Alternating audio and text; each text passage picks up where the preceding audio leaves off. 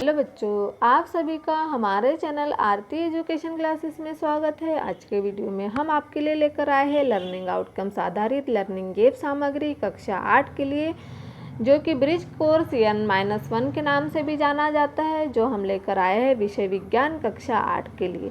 तो यह हमें मध्य प्रदेश राज्य शिक्षा केंद्र भोपाल द्वारा जारी हुई है। कक्षा 8 की 17/2022 थी, खंड ब विषय विज्ञान।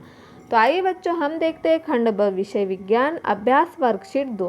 प्रश्न नंबर 1, एक लिंगी पुष्प से आप क्या समझते हैं? एक लिंगी पुष्प के उदाहरण लिखिए। पिछले वीडियो में हमने आपको इन सब के बारे में समझाया था और अभ्यास वर्कशीट 1 करवाई थी। इस वीडियो में हम आपको प्रश्नों के उत्तर लिखवाएंगे, अभ्यास वर्कशीट 2 और 3 करवाएंगे। तो पहला प्रश्न है हमारा, एक लिंगी पुष्प से आप क्या समझते हैं? एक लिंगी पुष्प के उदाहरण लिखिए।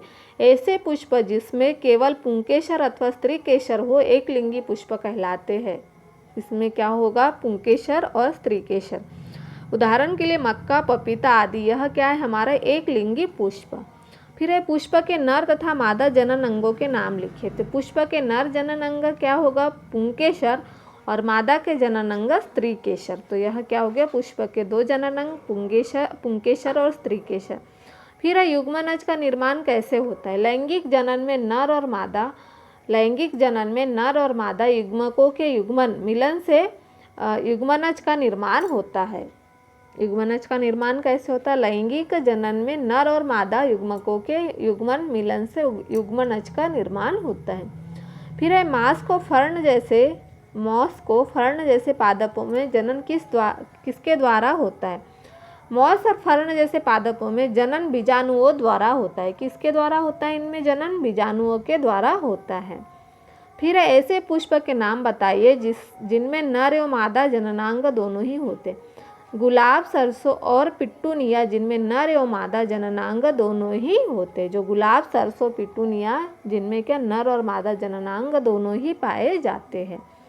फिर अगली वर्कशीट है वर्कशीट 3, अभ्यास वर्कशीट 3। तो पुष्पों में निषेचन प्रक्रम किस प्रकार संपन्न होता है? पुष्पों में निषेचन प्रक्रम परागकण के द्वारा संपन्न होता है। कहाँ से होता है? पुष्पों में निषेचन प्रक्रम परागकण के द्वारा संपन्न होता है। किसी पुष्पों का चित्र बनाकर उसमें जनन अंगों को नामांकित कीजिए। देखिए, यह पुष्प का चित्र है। परकोश, अंडाशय, पुंकेसर, स्त्रीकेसर और यह वर्तिकांग। यह वर्तिकांग पर यहाँ वर्तिका भी, यहाँ वर्तिका आती है। ये वर्तिकांग है। परकोश, अंडाशय, स्त्रीकेसर और यह पुंकेसर है। इनके अंगों के नाम हमने पुष्प का लिख दिया। एक लिंगी पुष्प, द्विलिंगी पुष्प का चित्र सही समझाए। तो देखिए, यहाँ पर चित्र आप बना लीजिए बच्चों। यहाँ जगह कम होने की वजह से हम नहीं बना पाए, आप छोटा सा बना लीजिए।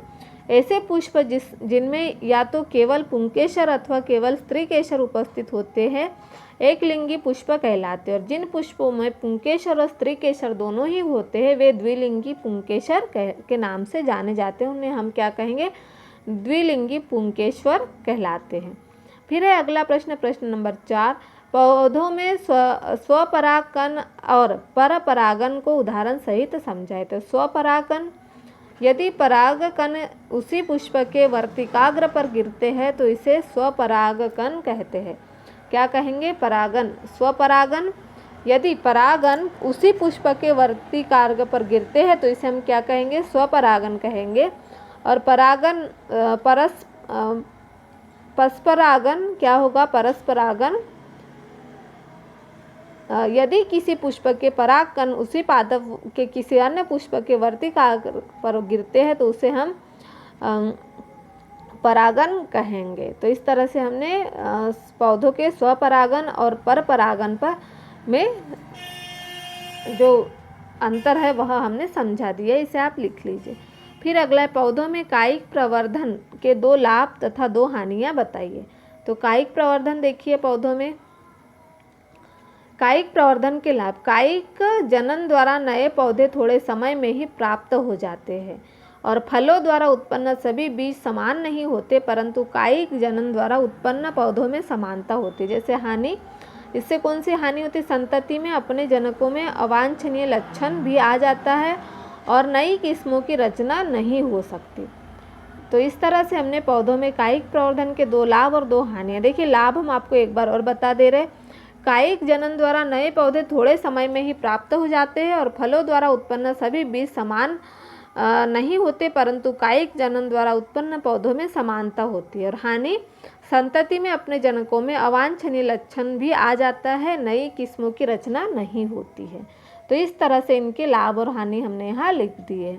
फिर अगला यहाँ दिया प्रोजेक्ट कार्य। अब देखिए यहाँ प्रोजेक्ट कार्य में क्या दिया हुआ है। मनी प्लांट के पौधे को जल से भरे पात्र में उगाकर उसमें होने वाले परिवर्तनों को नीचे दी गई तालिका में नोट कीजिए तथा यह बताइए कि यह किस प्रकार का जनन है, समय और होने वाले परिवर्तन। 5 दिन, पहले 5 दिन में मनी प्लांट का पौधा 1 से 2 इंच बढ़ गया और नई पत्तियां निकलना चालू हो गई है पहले 5 दिन में। फिर उसके बाद 15 दिन में, 15 दिन बाद मनी प्लांट पौधा 5 से 6 इंच तक बढ़ गया है। फिर 1 माह बाद मनी प्लांट का पौधा 10 से 12 इंच तक बढ़ गया है। तो मनी प्लांट का पौधा क्या है कि पानी में ही बढ़ता है। फिर अगला देखिए यहाँ पर, आप अपने परिवेश में पाए जाने वाले विभिन्न प्रकार के पादपों में किस प्रकार से जनन होता है का पता लगाकर नीचे दी गई तालिका को पूर्ण कर कक्ष में प्रदर्शित करें। तो देखिए पादप का नाम, जनन की विधि और जनन का भाग। आलू अलैंगिक जनन, जो कि जनन का भाग तना। गुलाब अलैंगिक जनन, जो कि उसका जनन का भाग तना। पपीता लैंगिक जनन, जनन का भाग फूल। शकरकंद अलैंगिक जनन, जड़। डहेलिया अलैंगिक जनन, जड़। मक्का लैंगिक जनन, फूल। सरसों लैंगिक जनन, फूल। तो इस तरह से हमने यहाँ पर इस चार्ट को पूर्ण कर दिया है। आप भी इसे पूर्ण कर लीजिए और आपकी अभ्यास पुस्तिका ब्रिज कोर्स में लिख लीजिए। फिर अगला है स्व आकलन।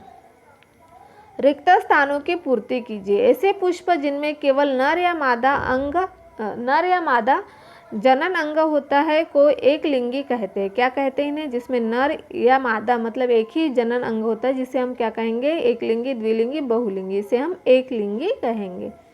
फिर अगला है रिक्त स्थान, इसमें वह भाग जहाँ शाखा से पत्ती निकलती है उसे क्या कहेंगे हम? पर्वसंधि कहलाता है। कौन सा भाग? पर्वसंधि, कलिका और पर्व, तो क्या कहलाएगा? पर्वसंधि। गुलाब के नए पौधों को सामान्यतः उसके तने में से उगाया जाता है, तने, जड़ और पत्ती। तो यहाँ क्या आ जाएगा? तने। पुष्प का भाग अंडाशय फल में परिवर्तित हो जाता है। वह क्या? जो पुष्प का अंडाशय भाग रहता है उससे फल बन जाता है। आँख सहित आलू को मिट्टी में दबाने पर नया पौधा अलैंगिक जनन द्वारा उगता है। आँख सहित, जो आँख निकलती है उसके सहित यदि हम मिट्टी में दबाते हैं तो वह अलैंगिक जनन द्वारा वह पौधा उगता है। फिर प्रश्न नंबर 2 है, प्रकृति में बीजों का प्रकीर्णन किसके द्वारा होता है? तो प्रकृति में बीजों का प्रकीर्णन पवन, जल और जंतुओं के द्वारा होता है। पादपों में पत्तियों और जड़ों द्वारा जनन किन किन पादपों में होता है? नाम लिखिए। तो पादपों में पत्तियों द्वारा जनन ब्रायोफिलम और पादपों में जड़ों द्वारा जनन शकरकंद और डहेलिया में होता है। फिर अगला है प्रश्न नंबर 4, इष्ट में मुकुल द्वारा जनन का नामांकित चित्र बनाइए। तो देखिए इस तरह से इष्ट की कोशिका विकसित होता मुकुल, नवीन मुकुल और मुकुल श्रृंखला, यह इस इष्ट का चित्र यहाँ पर बना दिया है, आप इसे बना लीजिए। उसके बाद अगला प्रश्न है प्रश्न नंबर 5, फल और बीज के विकास को समझाए। तो निषेचन के बाद अंडाशय फल में विकसित हो जाता है। बीजांड से बीज विकसित होते हैं। बीज में एक भ्रूण होता है जो सुरक्षात्मक बीज आवरण के अंदर होता है। फल और बीज में विकास किस तरह से होता है? निषेचन के बाद अंडाशय फल में विकसित हो जाता है।